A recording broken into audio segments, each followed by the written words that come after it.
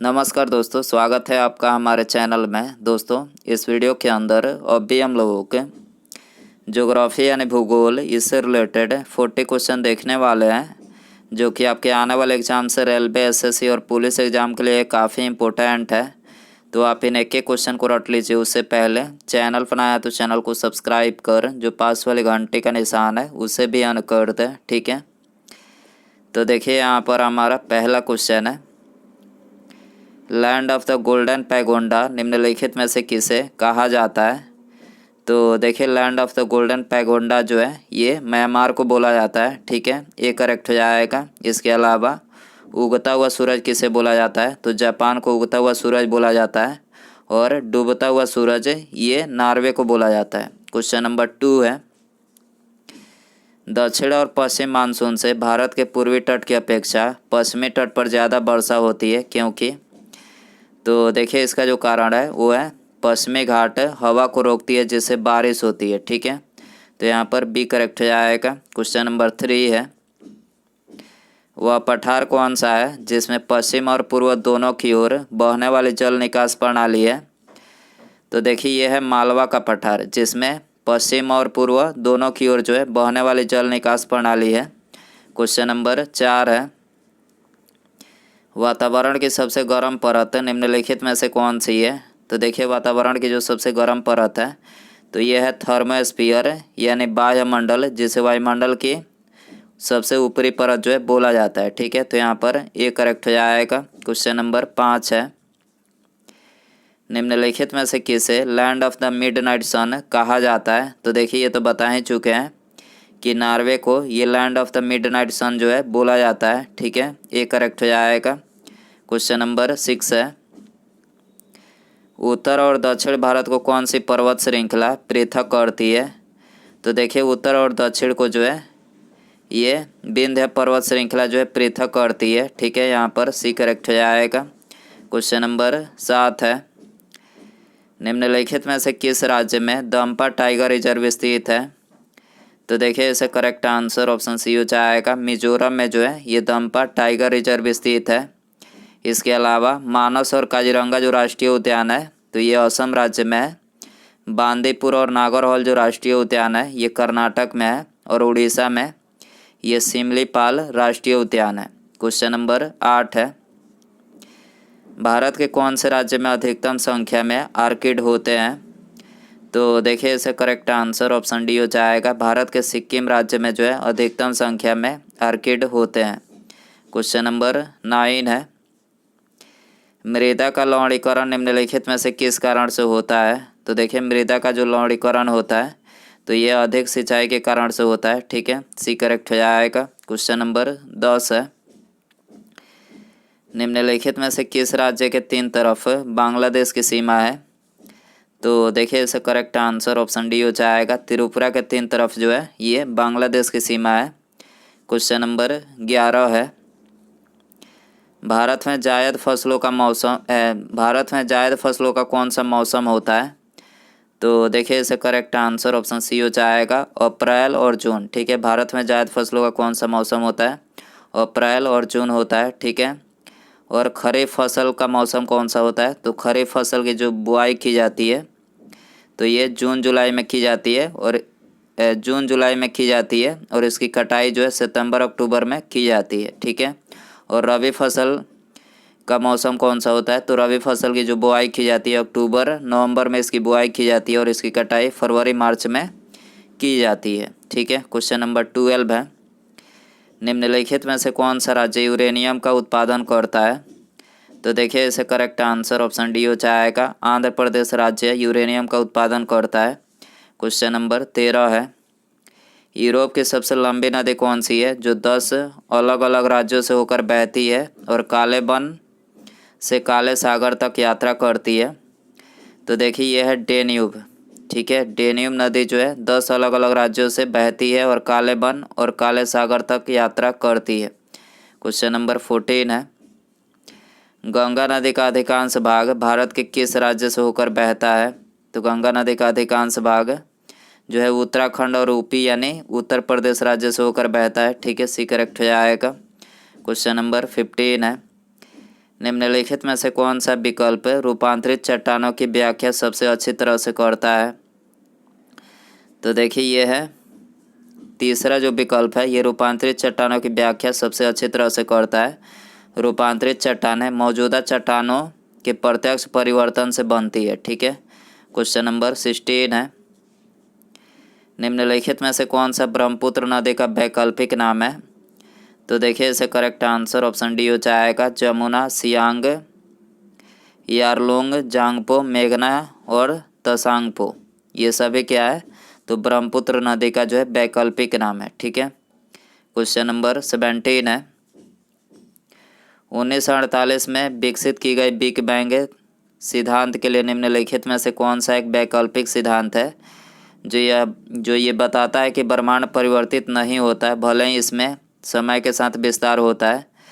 तो ये इसका जो करेक्ट आंसर होगा वो होगा ऑप्शन नंबर बी, यानी स्टेडी स्टेट यूनिवर्स जो सिद्धांत है ये बताता है कि ब्रह्मांड परिवर्तित नहीं होता, भले इसमें समय के साथ जो है विस्तार होता है। ठीक है, क्वेश्चन नंबर 18 है, निम्नलिखित में से किन राज्यों में आपको गुलाबी यानी लेटराइट मिट्टी देखने को मिल सकती है? तो देखिए ये पश्चिम बंगाल और आंध्र प्रदेश राज्य में जो है आपको गुलाबी या फिर यानी लेटराइट मिट्टी जो है देखने को मिल सकती है। ठीक है, ये करेक्ट हो जाएगा।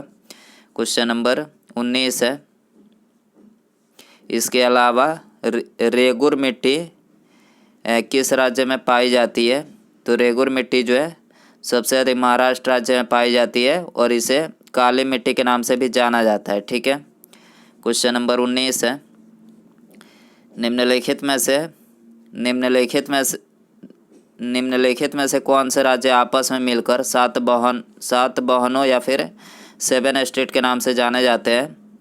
तो देखिए इसका करेक्ट आंसर ऑप्शन ए हो जाएगा, त्रिपुरा, मेघालय, असम, अरुणाचल प्रदेश, नागालैंड, मणिपुर और मिजोरम। यानी ये 7 राज्य आपस में मिलकर 7 स्टेट के नाम से जाने जाते हैं। ठीक है, क्वेश्चन नंबर 20 है, कर्क रेखा निम्नलिखित में से कौन से भारतीय राज्य से होकर गुजरती है? तो देखिए आप सभी को पता है कि कर्क रेखा ये भारत के कुल 8 राज्यों से होकर गुजरती है। ठीक है, पहला गुजरात, राजस्थान, मध्य प्रदेश, छत्तीसगढ़, झारखंड, पश्चिम बंगाल, त्रिपुरा और मिजोरम। ठीक है, कुल 8 राज्यों से होकर गुजरती है। क्वेश्चन नंबर 21 है,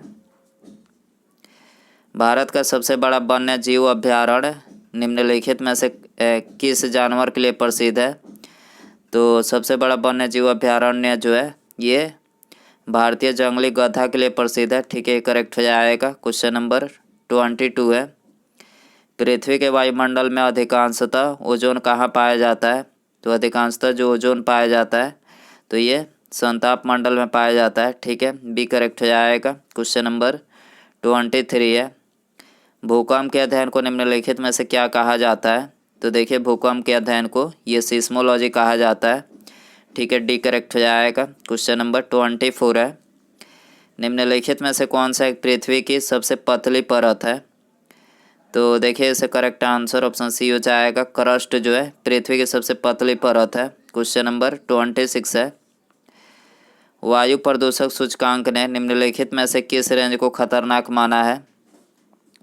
तो देखिए वायु प्रदूषक सूचकांक ने ये 301 से 500 तक के रेंज को जो है ये खतरनाक माना है। ठीक है, ये करेक्ट हो जाएगा। क्वेश्चन नंबर 27 है, विश्व में ताज़े पानी की सबसे बड़ी झील कौन सी है? तो विश्व में ताज़े पानी की जो सबसे बड़ी झील है लोकटक झील है। ठीक है, सी करेक्ट हो जाएगा। क्वेश्चन नंबर 28 है, वातावरण की कौन सी परत में सौर पराबैंगनी विकिरण का अवशोषण और बिखराव होता है? तो देखिए ये होता है स्ट्रेटोस्फीयर में। ठीक है, तो यहाँ पर बी करेक्ट हो जाएगा। क्वेश्चन नंबर 29 है, निम्नलिखित में से कौन सी नदी गंगा की सहायक नदियों में से नहीं है? तो देखिए इसे करेक्ट आंसर ऑप्शन डी हो जाएगा, सतलज जो है ये गंगा की सहायक नदियों में से नहीं है। ठीक है, क्वेश्चन नंबर 30 है, वह क्या है जिसे नेपाल में सागर माथा और तिब्बत में चोमोलुंगमा कहा जाता है? तो देखिए ये है एवरेस्ट। ठीक है, यहाँ पर बी करेक्ट हो जाएगा। क्वेश्चन नंबर 31 है, निम्नलिखित में से कौन सी तिथि को सबसे छोटा दिन और सबसे लंबी रात के रूप में जाना जाता है? तो देखिए ये है 22 दिसंबर को जो है सबसे छोटा दिन और लंबी रात के रूप में जो है जाना जाता है। ठीक है, क्वेश्चन नंबर 32 है, बाघ अभ्यारण्य की सबसे बड़ी संख्या निम्नलिखित में से कहाँ पर स्थित है?